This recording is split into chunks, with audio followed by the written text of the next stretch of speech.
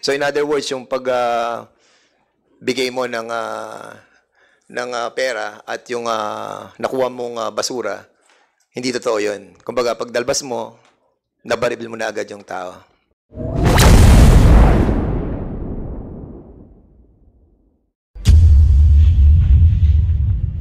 Hindi nangyari yung pagbili mo ng droga. Yes or no lang yun. Yes, sir.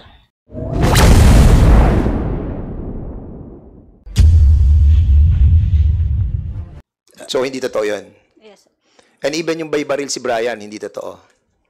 Wala yung 38 di ba? Yes, sir.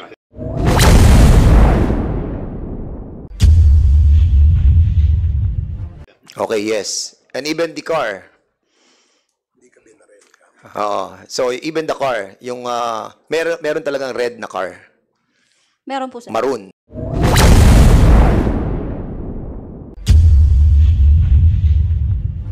Sino nagay ng baril doon sa bridge kasama yung shabu? Ikaw o si Michi? Michi, sir. Si Michi.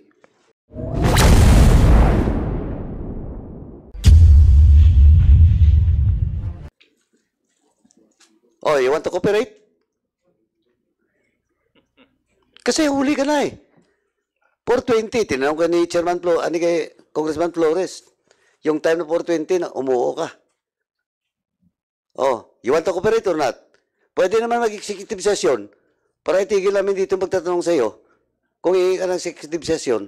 Congressman Kit Flores, go ahead. Thank you, Mr. Chair.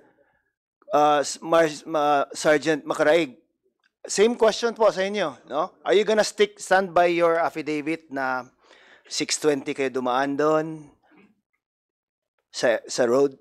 No, sir. No? Yun ang statement mo. And same pa rin yung statement mo na 6-something kayo dumaan, going to the place where the incident took place. 6:30, 6 ano ba? Basta before 7. Yes, sir. At hindi 4-something. Hindi 4 p.m. Yes, sir. And tama, same question din, no?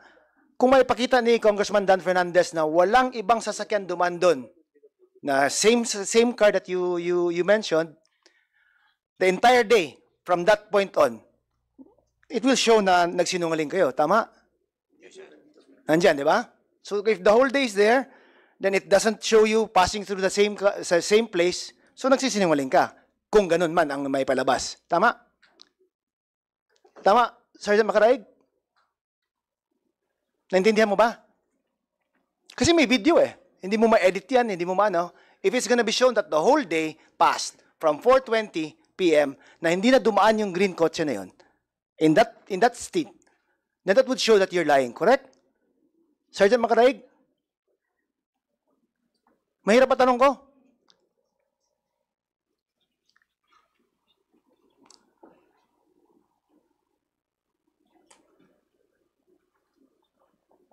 Or were you already there at 4:20 p.m.? No, sir. No. So anong oras kayo dumaan?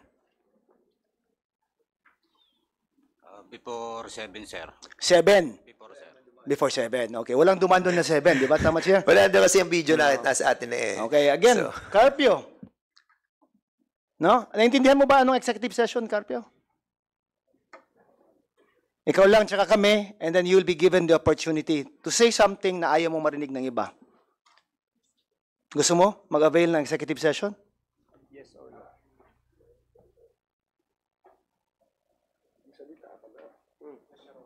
Yes?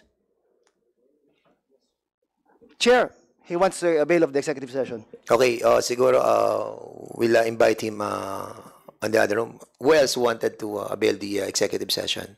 This is your opportunity. Otherwise, hindi namin po kayo titigilan. Because yung affidavit talagang mali-mali and the people are telling, dalawa na yung nagsasabi na binaril ni Mitzi. And, eto na, sila Mario Pasha Adan. If you wanted to listen first on that, ano. Sige, ha? Sige, si Carpio siguro, isamahan na siya sa kabila. And then those who wanted to be a part of that executive session, please do so. While we are listening to Mario Pasha Adan. Okay? Mr. Chairman, before Then, I think, PD, is he asking permission? No. Karandang. Karandang. La Rosa. Trinidad. Yes, Your Honor. You want to avail the executive session? Yes, Your Honor. Okay, go ahead. Mr. Chairman, La Rosa. Yes, Your Honor. Okay. Karandang. Yes, Your Honor. Sige, stand up and go there. So, siguro, Sergeant Macaraig, you have the floor.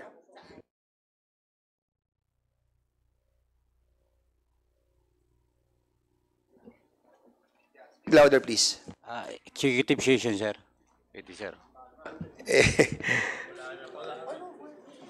Kasi nga yung kasi inabot na tayo ng almost 1 hour and we have still one more issue to tackle and we are only allowed to stay here until 3:30.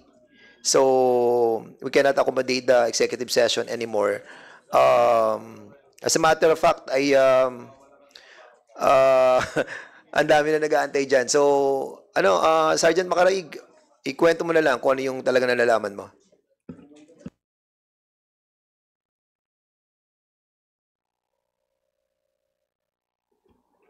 Sa executive session lang po sana po, Your Honor.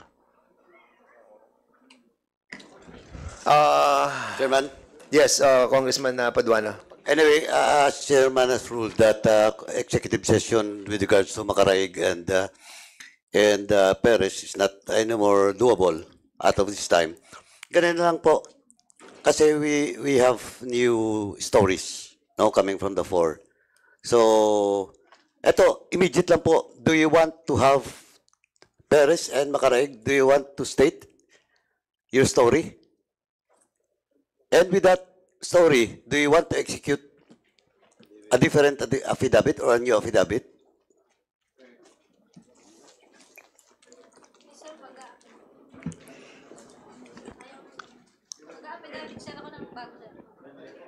Speak louder, Sergeant Michi Perez. Go ahead.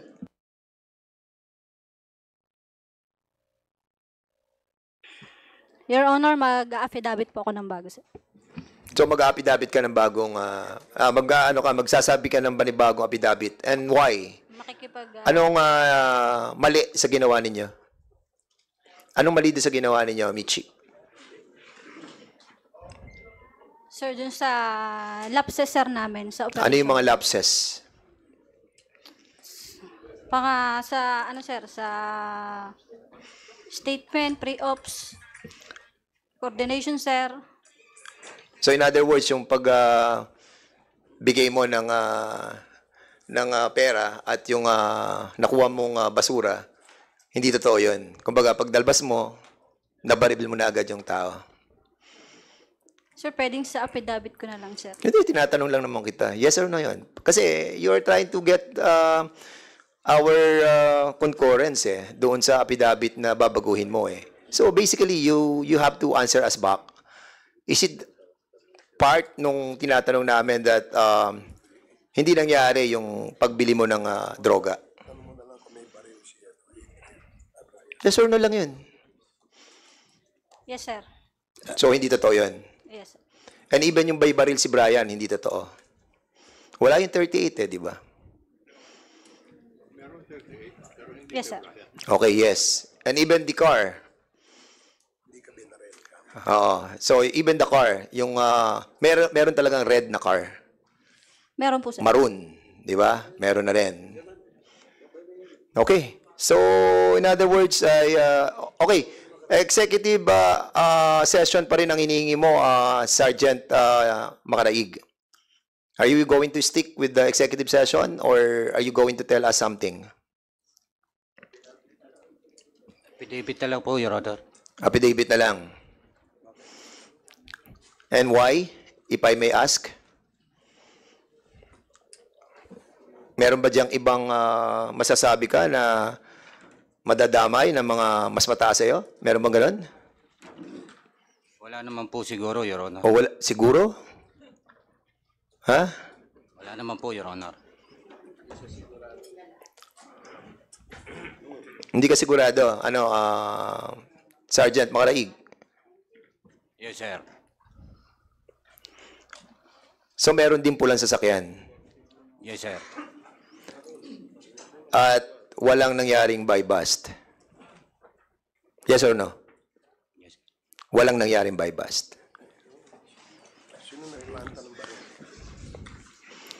So sino naglagay ng baril doon? Yung walang hammer. Sir. Sino naglagay ng baril na walang hammer?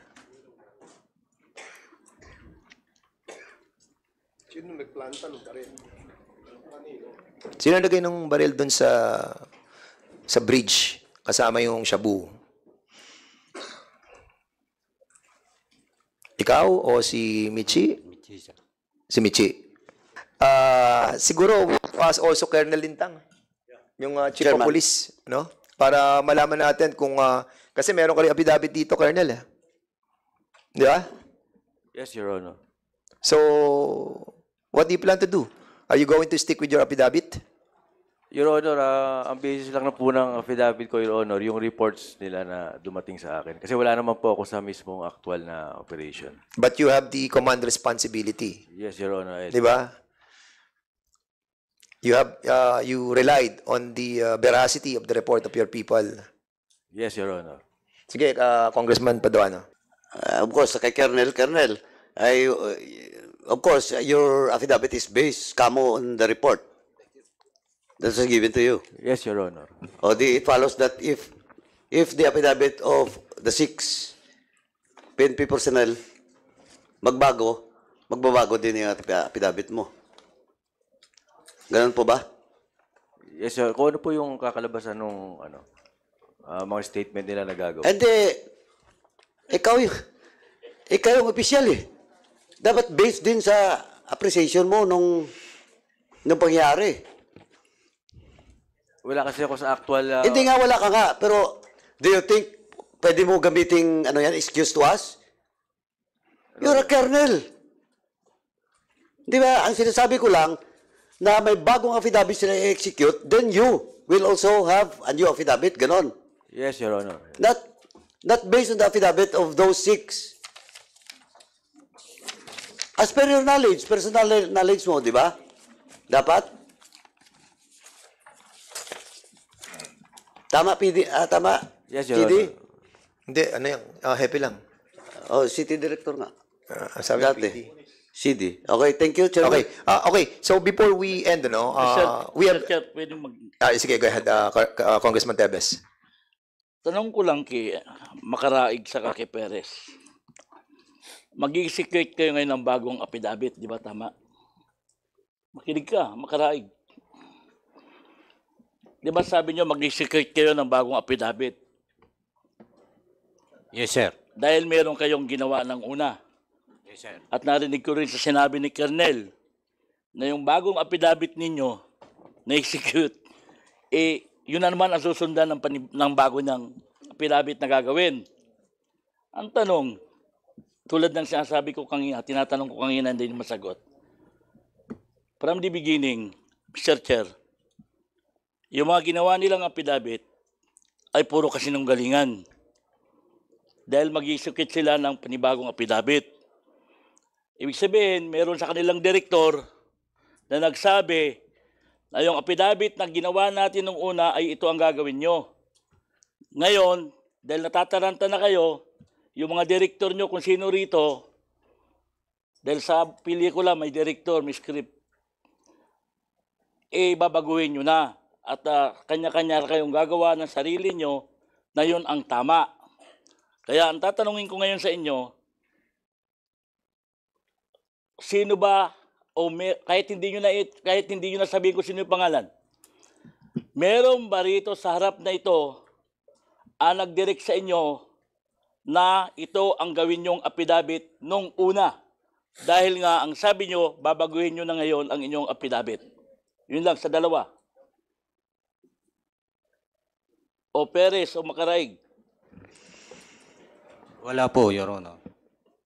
Wala, bakit ka magbabago ng affidavit kung wala ka nga kung wala nagsabi sa'yo, ibig sabihin, from the beginning, mali na yung gagawin sa'yo. Kung kahit magbago ka na affidavit, kung wala nagsabi sa'yo, ibig sabihin, palpak pa rin o mali pa rin yung gagawin mo dahil nagsisinungaling ka na sa umpisa.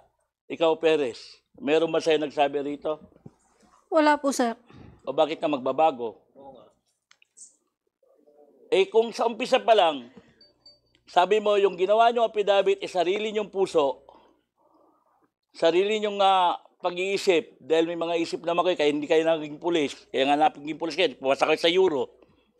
Ibig sabihin, yung ginawa nyo affidavit nung una, ayun ang nakita nyo aktual na nangyari. Ngayon, ang tanong dyan, gagawa kayo ng panibagong affidavit, ibig sabihin, dahil nakikita nyo ngayon, naisip-isip nyo, na mali yung inyong mga ginawang affidavit nung una. Kaya ang tanong kayo, ulit-ulitin ko sa inyo, sino ang nagturo sa inyo rito sa harapan na ito nung unang affidavit na ginawa ninyo? Dahil itong apat na kausap natin, hindi ko na sasabihin kung anong sinabi, na meron nga rito nilagay, hindi naman pala kasama. O ngayon, ang tanong dyan is, sino ba ang nag-orchestrate niyan na ito, sabihin natin na ito ang gawin natin, para iisa lang ang ating affidavit o salaysay na gagawin during sa investigasyon na ito. Meron yan. Hindi pwedeng wala Kasi kung wala sa inyong nagsabi man lang na kahit isa, sigurado yun pa rin ang paninindigan nyo. Ba't kayo magbabago? Yun lang po, Mr. Chair. Sabi nila wala. Pero Yeah. kung nalaman ko meron. Okay. Thank you so much, Congressman Teb. Siguro, we need to rush na, no? Talagang meron pa pong isa nag-aantay na grupo. But before we end, kasi we have invited yung si Mario Pasha Adan,